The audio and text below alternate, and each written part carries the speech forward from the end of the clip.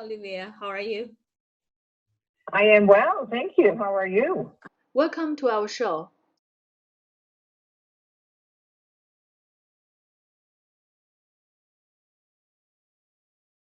Canada, by and large, is a very fair country that supports diversity, and in terms of hate crime, the numbers compared to some other country are relatively low. But having said that, we do know that there has been a substantial impact on racism against Asian Canadians, Chinese and Asian Canadians, partially fueled by American politicians, Mr. Trump calling it a China virus, and all of that unhelpful, mistaken approach. So I've been part of the Chinese Canadian National Council, who has been documented just in one single month of June, reported 170 incidents of anti-Asian racism across Canada, and it adds to close to 300 incidents, and a large number of them have been in 55% from Ontario, some from Quebec, 19% from British Columbia. There have been various documentation of these kind of incidents, partially maybe perhaps the Chinese Asian Canadians have been wearing masks and have been insisting in grocery stores or restaurants that customers must wear masks, and I think that initially the government have not said that is a mandatory move. So I think that a lot of people that didn't understand the importance of wearing masks end up feeling, oh, why do I need to do that? So I've seen some kind of incidents like that. What we need to do is give especially frontline workers and people that encounter a lot of other people, the power to say, to respond to racism. And in different locations, for example, the Federation of Asian Canadian Lawyers, they have online something that said responding to hate and discrimination, which define what hate crime is and talk about what to do when there's an act of hate or discrimination, or if we are witness of it, or if it is an online hate, what kind of response we should have. So there are tools in our fingertips, and when people are fearful, when people are maybe ignorant, they sometimes, a few, resort to hate. But by and large, that is not how Canadians are, So the community, the Chinese Canadian community and the Asian communities have been doing a lot of work against racism.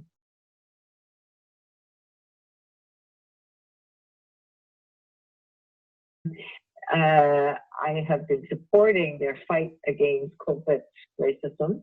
I've been supporting their reporting the incidents, their website, and different resources. They have various workshops.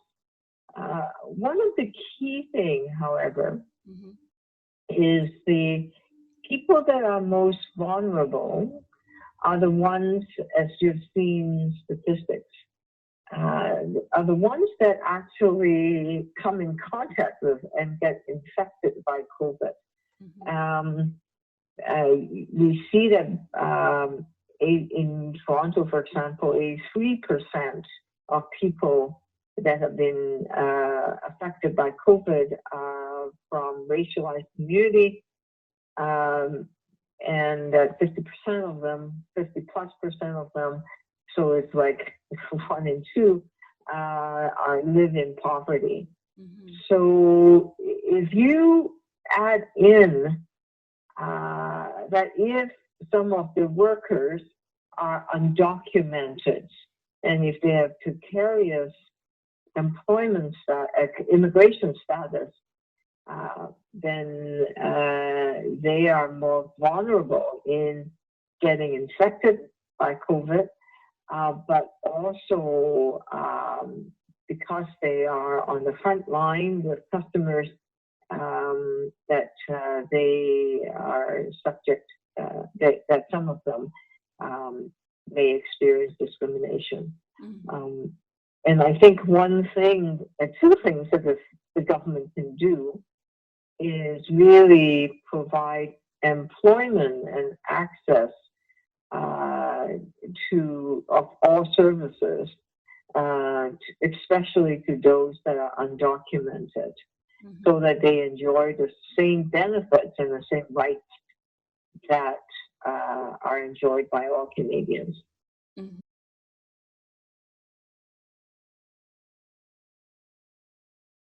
Well, I'm not issuing any report cards, but I think Heritage Canada and the Anti-Racism Secretariat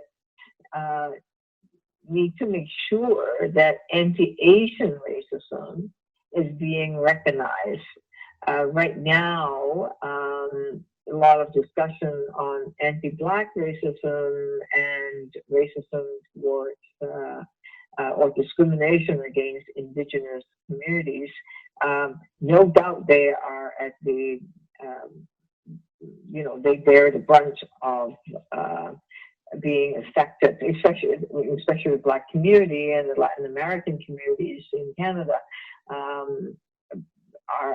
Their infection rate of COVID-19 has been much higher than anybody else.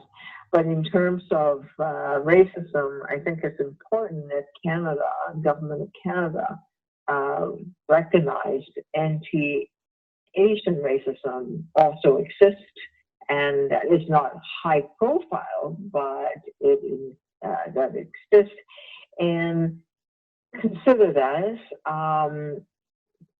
that sometimes for adults it's easier. We have our ego is slightly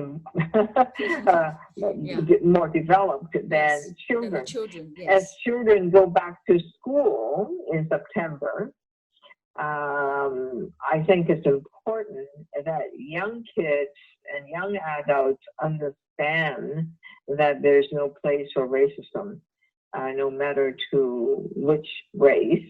And that I think the education system really need to give more tools to the teachers and to frontline workers on how to deal with racism and how to do education so we prevent hate in the first place. Mm-hmm.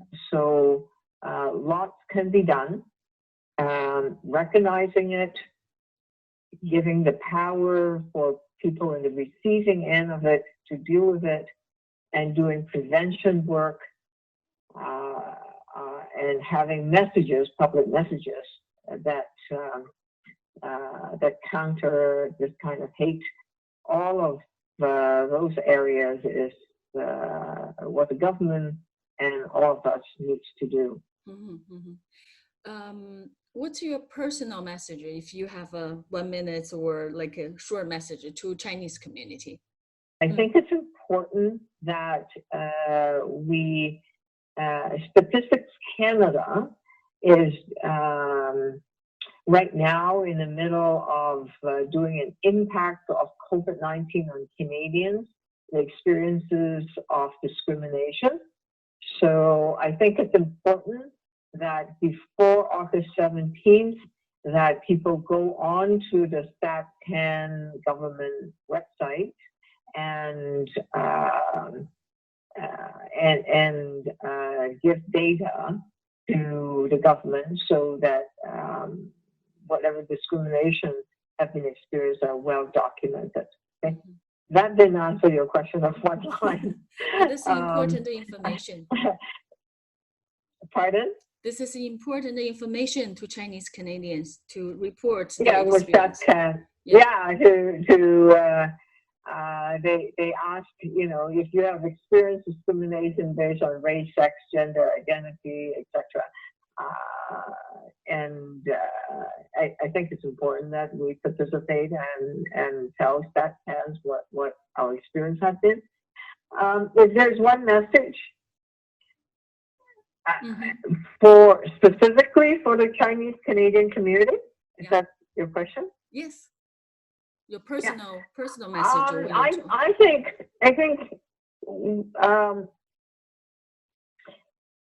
it's important that we recognize that COVID-19 impact on everyone, especially those that live in poverty or crowded places, especially for essential workers, especially if they are Black or Latinas Canadians. We need to recognize that, and we need to recognize that kind of racism that are systemic. While we understand that, we also need to say no to anti-Asian racism. So we all can play a role in talking to our neighbors and talking to our friends and colleagues, no matter where they're from, that we are Canadians and that we can share and support each other in these tough times and stay strong and stay safe. Thank you very much. Thank you, Olivia. Thank you for your time. Thank you for doing the story.